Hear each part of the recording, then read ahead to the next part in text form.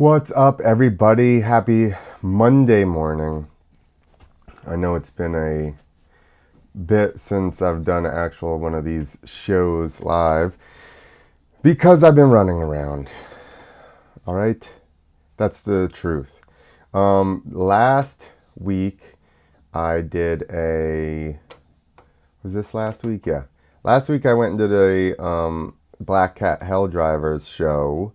So if you don't know what that is, it's basically old school car driving stunt shows that apparently they used to have all over. They were sponsored by Dodge and I think Toyota maybe. And they'd go around these fairs. They'd have like 4 cars and they'd do precision driving. So they all drive like door to door and then they go over these little ramps and stuff and switch. And people would, I should really have video of all this stuff. People would ride on standing on the roof. They call it auto bats. I don't know why they called it auto bats, but people stand on the roof and the guys drive over those little ramps and stuff as well. So it's basically like the car stunt show started in the 40s, and my friend Chris Marana, who's actually on his way to pick me up right now, I'll explain that as well. He is a car stunt driver, does stunts like for movies and TV shows and stuff like that. Actually passes stuff up to do these live shows.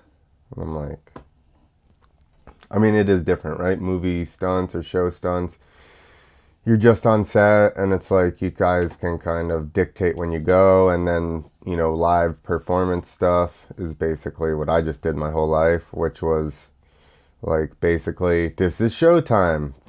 Gotta go. So you're more at odds with the weather. That's what Chris and I would always deal with. It would rain super bad, and then it would stop raining, and then the promoter's like, okay, it's 7 o'clock, and you're like, it's still wet. Or the lights suck.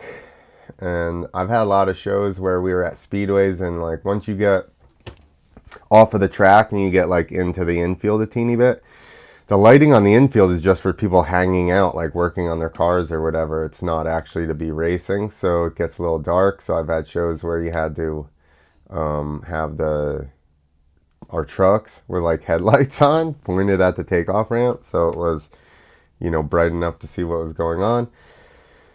But anyway, so that's actually how I got into doing the motorcycle firewalls, was because these old school car stunt shows, they would have a motorcycle firewall, and then they would have a battering ram where they make somebody lay on the hood of the car, hold on to the hood, and then they drive through a firewall as well. So basically, that's what I've been doing, those a bunch. I did go and do a show for my friend Jason Rowe, the Roaring Metal Rage in Tennessee, where I did some firewalls. That was the agricultural center, which means it actually wasn't. It was actually a regular build. So an ag center is basically a roof. Then they have the floor, which is typically dirt, and a lot of times the sides of the buildings are open still. So it's mainly just like a roof, so you don't get rained on. But it's for, you know, agricultural centers, so they have like rodeos and stuff in there.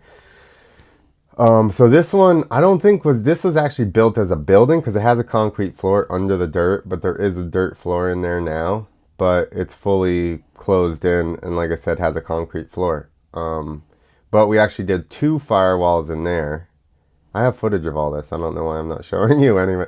I did firewalls in there, and I thought for sure when we got there, I'm like, there's no way they're letting you burn like a considerable amount of gas on these walls inside here. But you know what?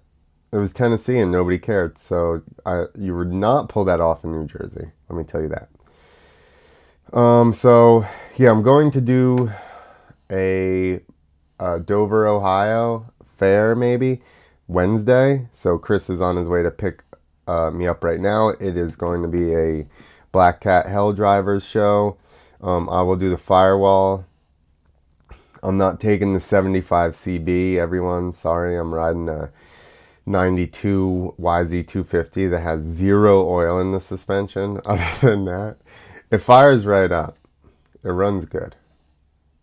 I can't say that. That's not true. It doesn't run good. It's definitely rich, but it fires right up. It's an old 2-stroke Yamaha.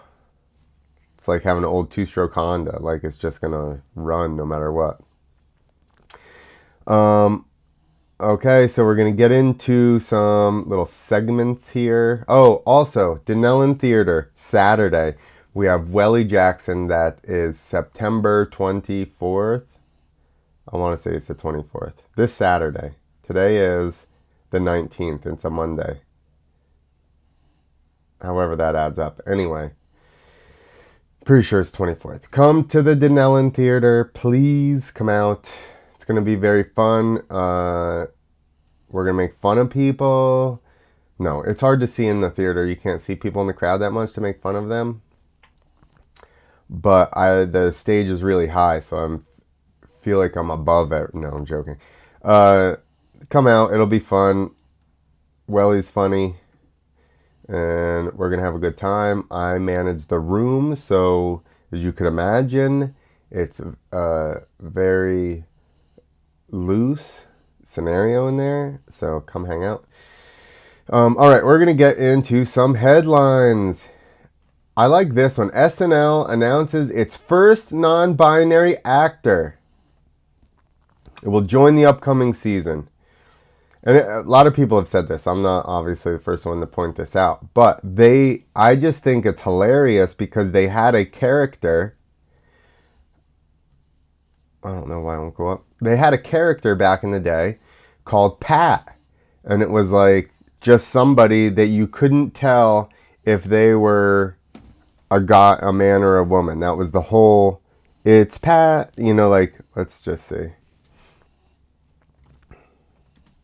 It's Pat from SNL. Let's see if this even... There we go. There is some still up here. Okay. Happy birthday, dear Pat.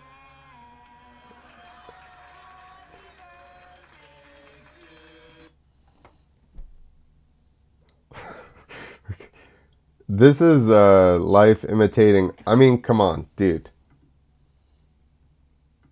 Dude, she just needs curly hair. Why doesn't she curl her hair? The problem is, this is what makes me laugh. I need to find it, but there was an old, I don't remember if it was from movie, comedian, whatever it was, but this guy would be like, the whole joke that, the guy would go, "Hey, I'm walking here," because there was a car driving down the road, right?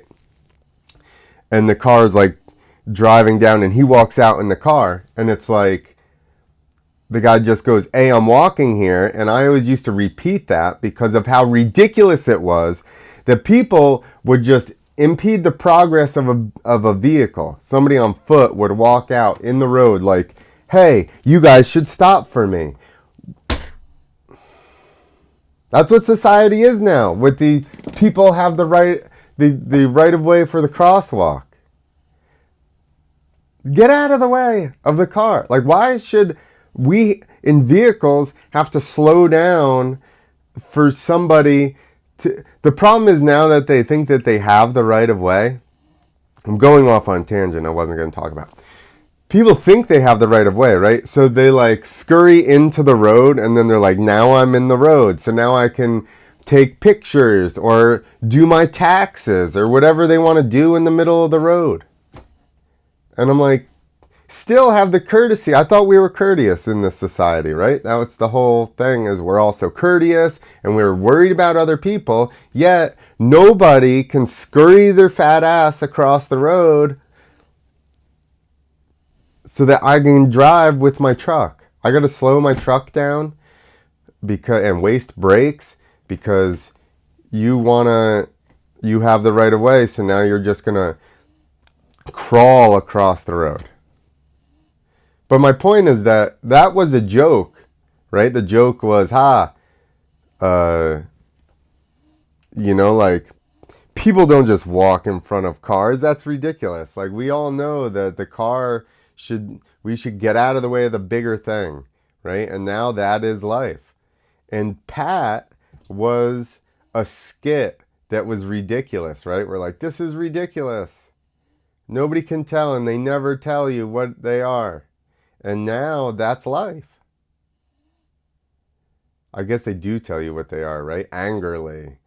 With something that you never, I'm a they. But look at this. I mean, seriously.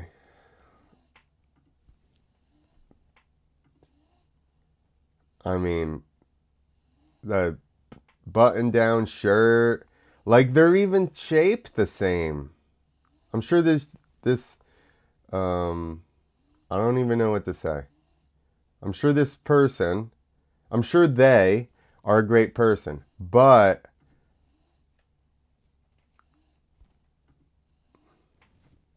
I'm just saying. That's all I'm saying. Okay. Great news, everybody. I don't know why there's this big block up here. The pandemic is over, says Biden. Oh, you can't even see it. Yeah, the pandemic is over. Now you can see his stupid face with his mask on. If it's over, why are you wearing this mask? Is he taking it off? Is that what this picture is to symbolize, that he's taking it off? My question is, how do the Jehovah's Witnesses feel about this? Are they ready to take to the streets? They should be ready to go back to the streets, right? That's what I think that's how you know the pandemic is actually over, when they show back up. But so, there you go. You thought it would be anticlimactic, isn't it? That's it. He just goes, it's over, and that's the end of it. We don't have a resolution.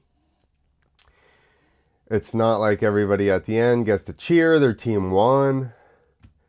They're just like, we're calling it. Calling the game.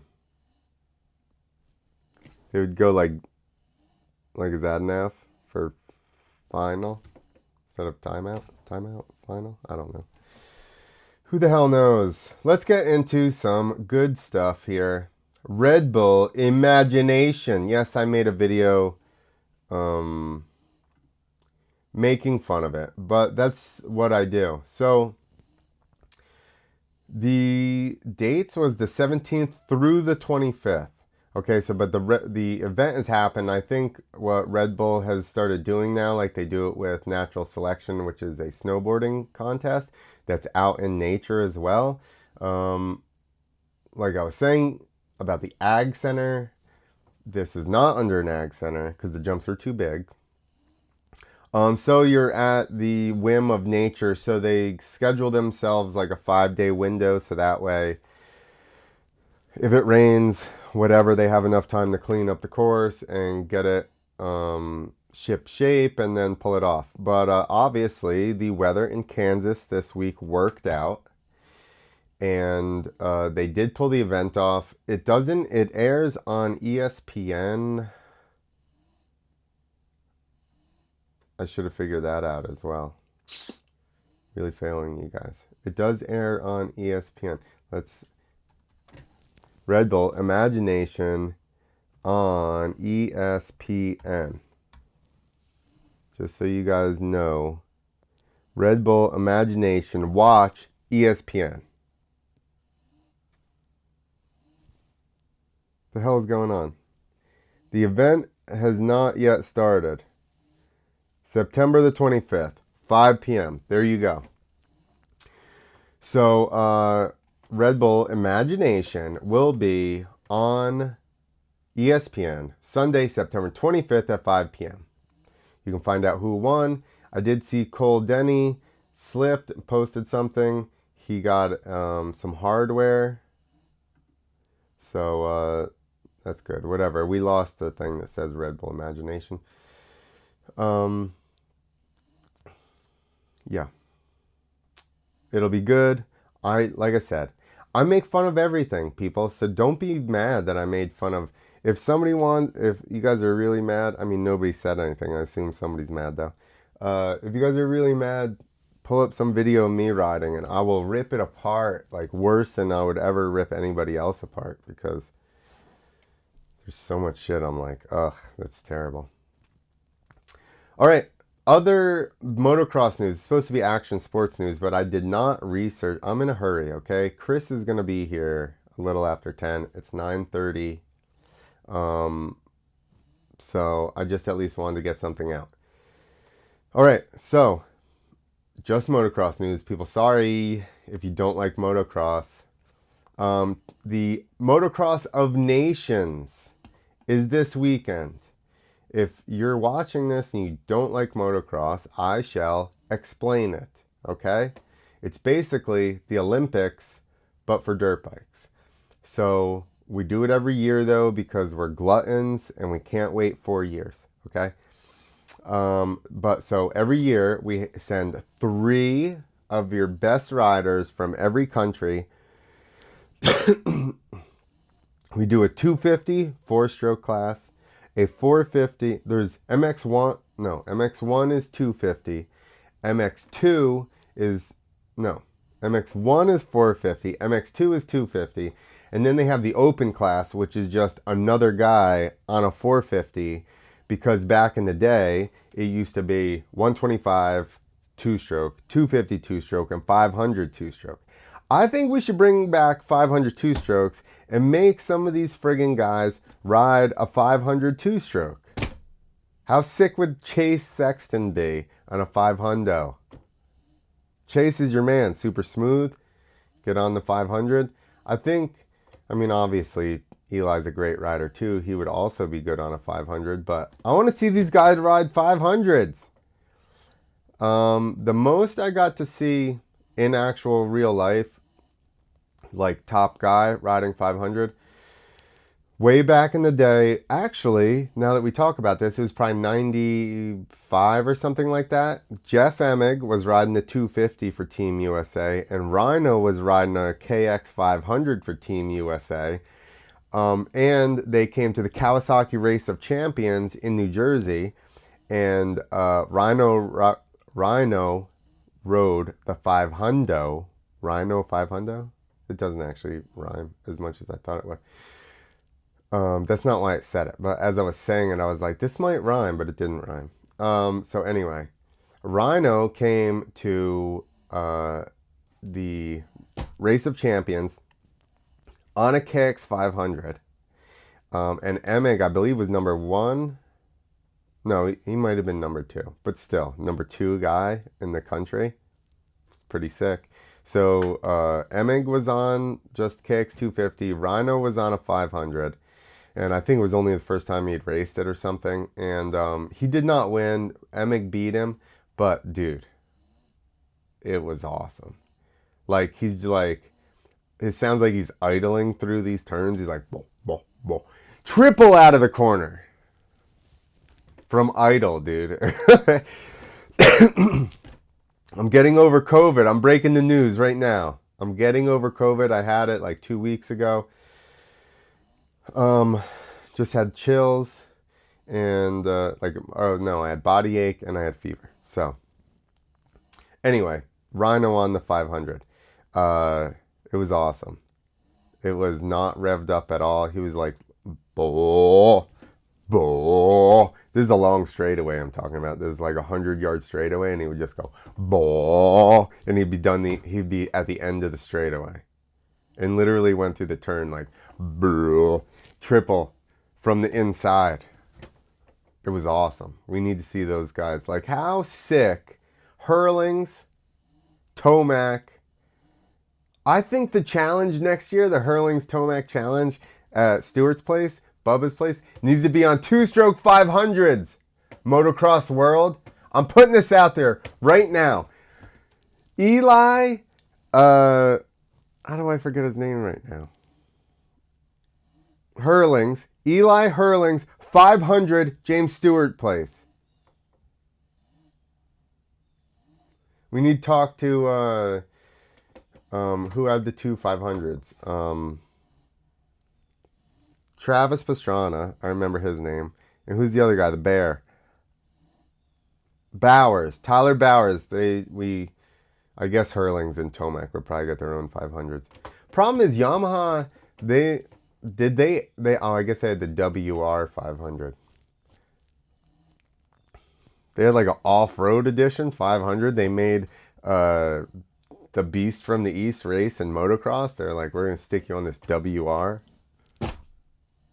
Why didn't they ever make a real YZ 500? Anyway, this weekend, RedBud. It's weird because the last one they did was also at RedBud last year, but there was rain and then sand on the track, and everybody's like, that's not how RedBud normally is, and that's why America lost. I don't know that that's why. I think we lost because I think the Europeans ride motocross all friggin' year, and we ride supercross most of the year, and then we go outside, and they also used to do it later in the year, so it was longer after our series ended. I'm getting too in-depth for people that don't really give a shit about motocross. Anyway, let's just do this.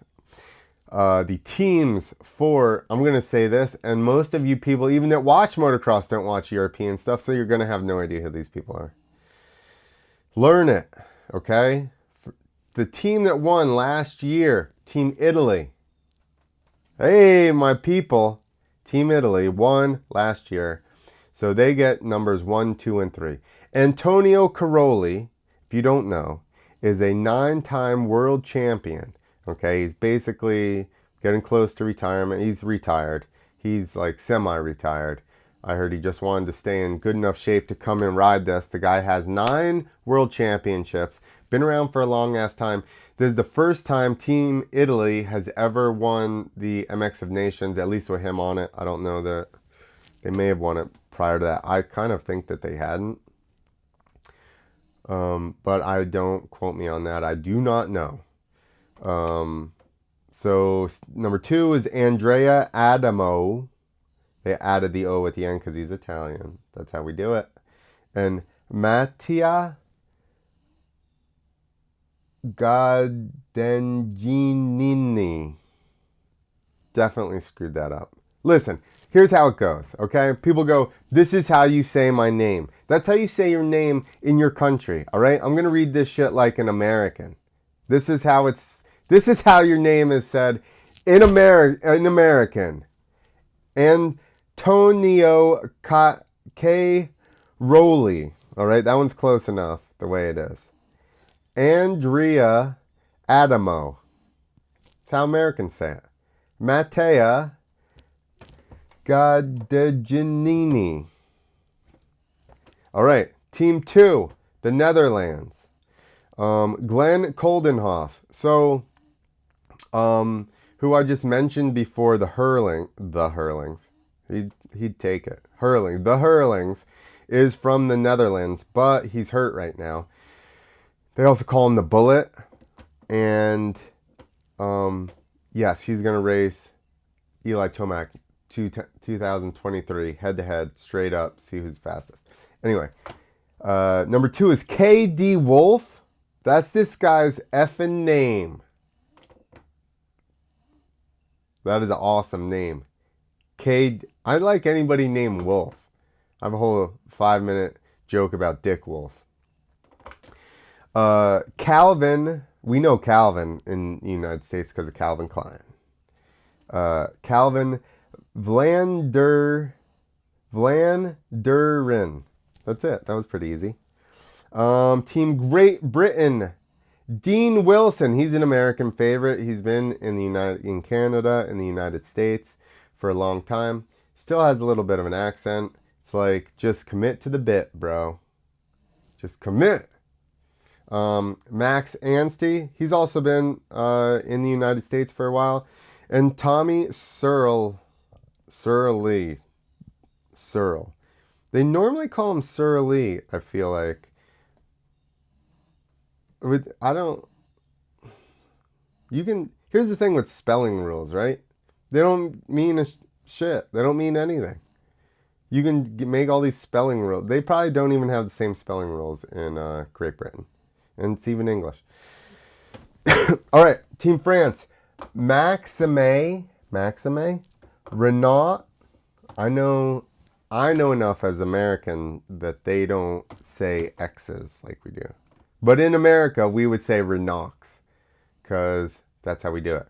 Marvin Muskin is actually riding the 250. He has been in the United States for a long time.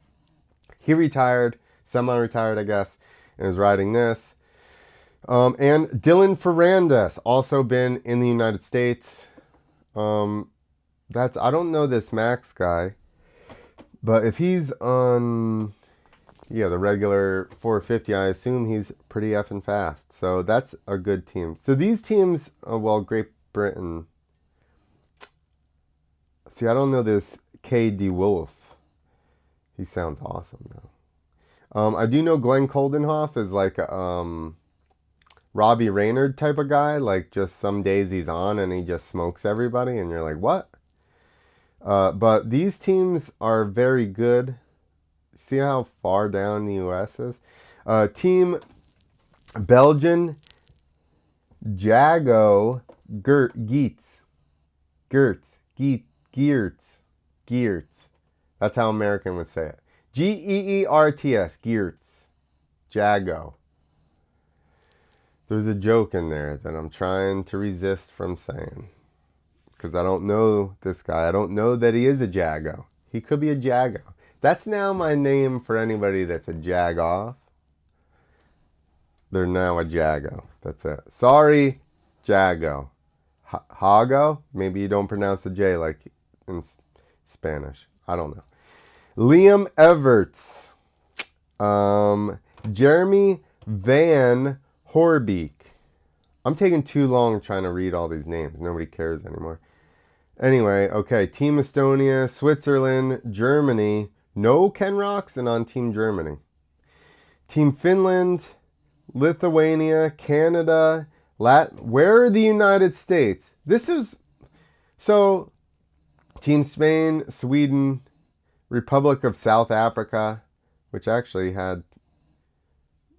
we had a South African guy that came here and did good. Anyway, Ireland, Venezuela, Iceland, Team Morocco. Really, I was Norway. Kevin Horgmo. I don't know who that is. I do know there's a snowboarder, Horgmo. Anyway, so here you go. Team Japan. Then finally USA. Numbers 101, 102, 103. Like, that's funny, right? Because what did place... Normally, you get the next three numbers of whatever place you finished. They couldn't have... Did they finish all the way back here behind Team Iceland and Morocco? I don't think so. I think it's some other like play, like they're like, hey, you guys probably should have won this within the last 5 years, so we're going to give you 101, 102, 103. Right? I mean, that's the only explanation. So anyway, we have a really good team this year. We have Eli Tomac, who was amazing, won the 450 Outdoor Championship. We have Chase Sexton, and I'm skipping over for a reason, who basically lost that title to Tomac by like, I don't know, 6 points or something. Actually, last moto wasn't that good. But anyway, they were super close right until the last moto. And that's because basically Chase Sexton had a championship winning year any other year except for the fact that Tomac was a motherfucker this year. And both of them just basically what Tomac said, you know, whoever blinks is going to lose the championship. It came down to last round. Chase Sexton finally blinked. Tomac won it. So, and then on the 250, the MX2 class, we have Justin Cooper, which is why I waited to do this one. I did actually make a little meme. All these people, you know, that were yelling and screaming about Christian Craig getting off at 250s because he was too old, he was picking on kids, they had a million things to say.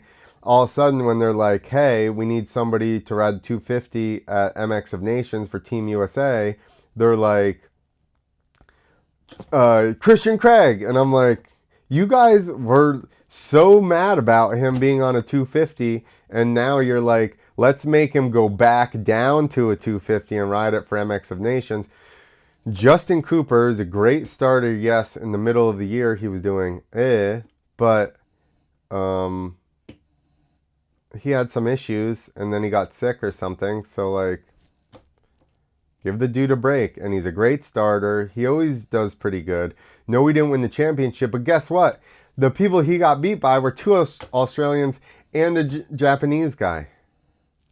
So like, he was still the fastest American on a 250. I would also imagine that one, Christian Craig has not been riding a 250, obviously. Two, he probably is no longer trying to worry about weight to be light enough for the 250 to compete with the other guys. Once you get on 450, it's not really that, if you're like 200 and, you know what I mean, 30 pounds, probably it's a problem. But Christian's not that big. He's a lean guy. It's not like he needed to, it's not like, I'm not going to call anybody's names. There are some guys that are really big that I'm like, you're even big for 450, bro. It's why you're having a hard time making mains in Supercross, because you weigh 245 pounds.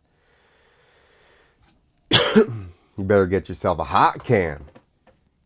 Anyway, so Christian let himself go. No, he let himself eat normally because he's riding a bigger bike, and really the strength is probably more helpful than being thinner. So anyway, we have a really good team.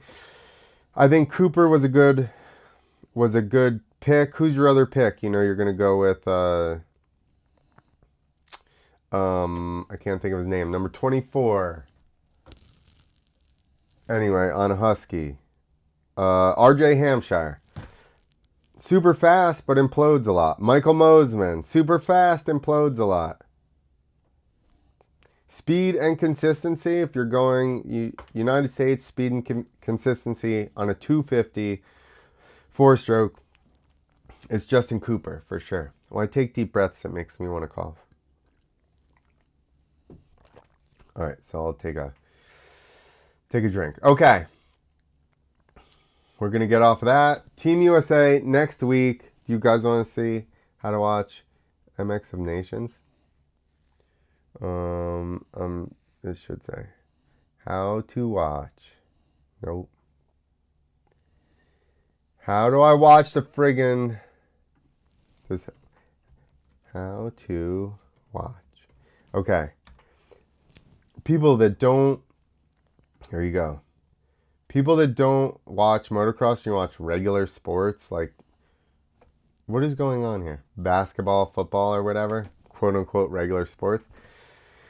It's like just on TV and you can just find it. But motocross is not like that. You have to scour through look at, the page doesn't even show up with anything. Like there's not even, this is our sport. This is the sport of motocross. To be announced. Check back for full schedule. It's Saturday, September 24th. This Saturday. This is like one of the biggest media outlets in our sport. This is Monday, the 19th. The event is on Saturday, the 24th. It's to be announced how to watch it.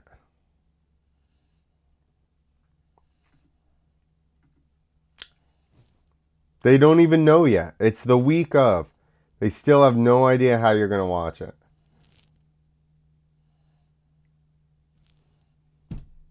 Oh, they finally announced it. No, this is Pro 2022 Pro. Like,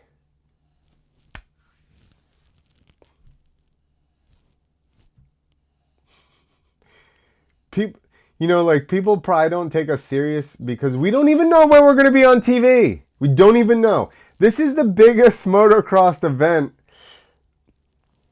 of the year for the whole world. We don't even know. It's Monday. We don't even know when it's going to air or how. How are you going to watch it? We don't even know. We'll figure it out sometime this week. Sometime throughout the week, We'll figure out how we're going to show it to you, okay? So just check back with the motocross news media outlets consistently so that eventually you might be able to watch it.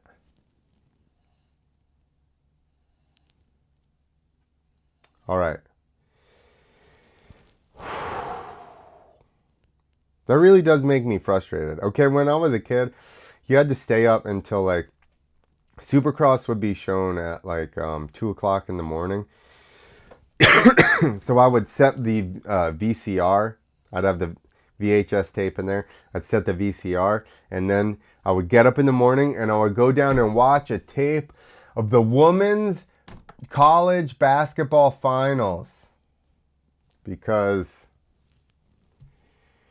we didn't realize that was going on this month, and we would have to bump Supercross. But Supercross even had a schedule. Motocross, I literally, growing up until like 90 something, when they start, 93, didn't even find motocross nationals on TV. I never even saw one when I was a kid. I didn't even know there was outdoor racing. I thought there was just Supercross, because all I could find was Supercross racing on TV between 1989 and like 1993. That's all. And then I wanted to get into racing, and then they're like, oh, you got to go and race outside. And I'm like, what? They race outside? They race these things outside? That's how shitty of a deal it's been this whole time. Okay. Clintspiracy, which is just things that I think about that I'm like, this doesn't make sense. Okay. Cigarettes or tobacco, we know, are very bad for you. Cigarettes are very bad for you. So I looked up the toxic chemicals in cigarettes. Okay. Carcinogens. All right, I'm not going to try to read this stuff with my American accent. But there's 1, 2, 3, 4, 5, 6, 7, 8, 9, 10, 11, 12, 13, 14, 15, 16 carcinogens. Toxic metals, we have 1, 2. Radioactive toxic metals. A couple of toxic metals in cigarette smoke carry extra danger for anyone breathing it in.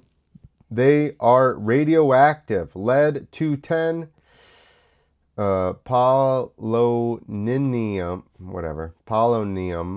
210. It's weird that they're both named 210. Are poisonous, radioactive heavy metals present in cigarette smoke.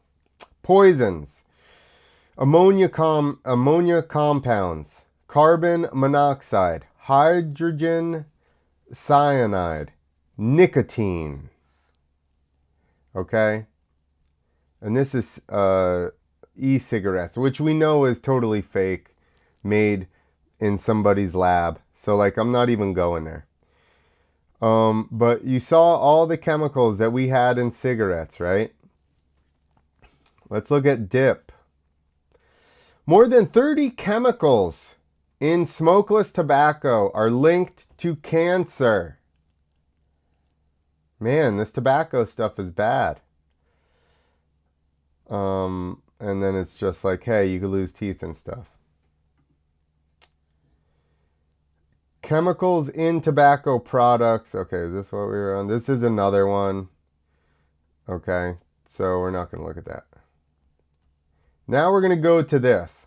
This is my whole Clintspiracy, okay? I'm sorry about the coughing. It's just breathing makes me want to cough. It's COVID. Okay, I have to wrap this up for real. Chemicals in every tobacco plant. We're going to streamline. What are some of the chemicals found in the tobacco plant? Nicotine, cadmium, lead. Wait, what? This is the whole list that you got for me? From tobacco plants. And then it just goes, quiz, how much do you really know about tobacco? Nobody's addressing that there are 3 things on this page. 3 on chemicals in tobacco.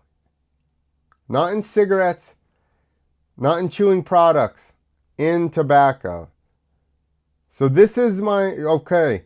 So there is an inherent danger with tobacco, right? But here's my question.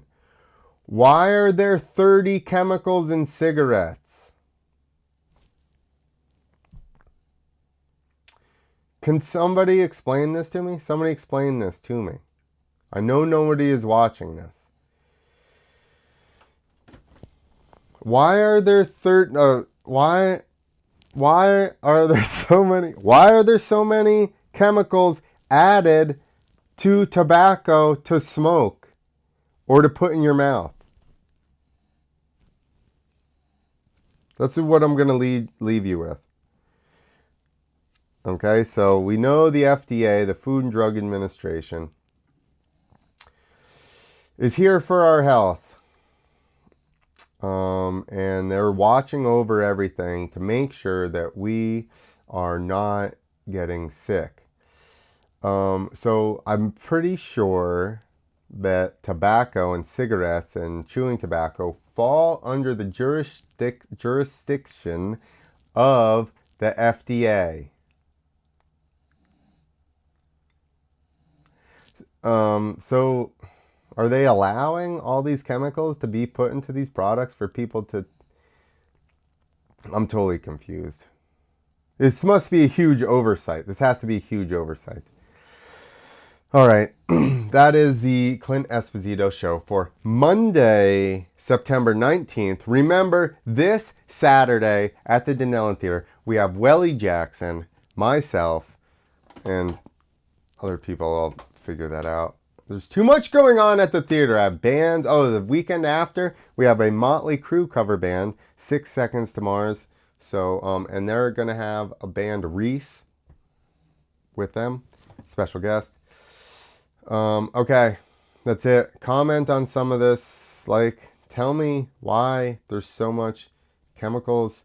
Hey, FDA people, write me and tell me why there's so many chemicals allowed in cigarettes that cause cancer that are not inherently in tobacco itself.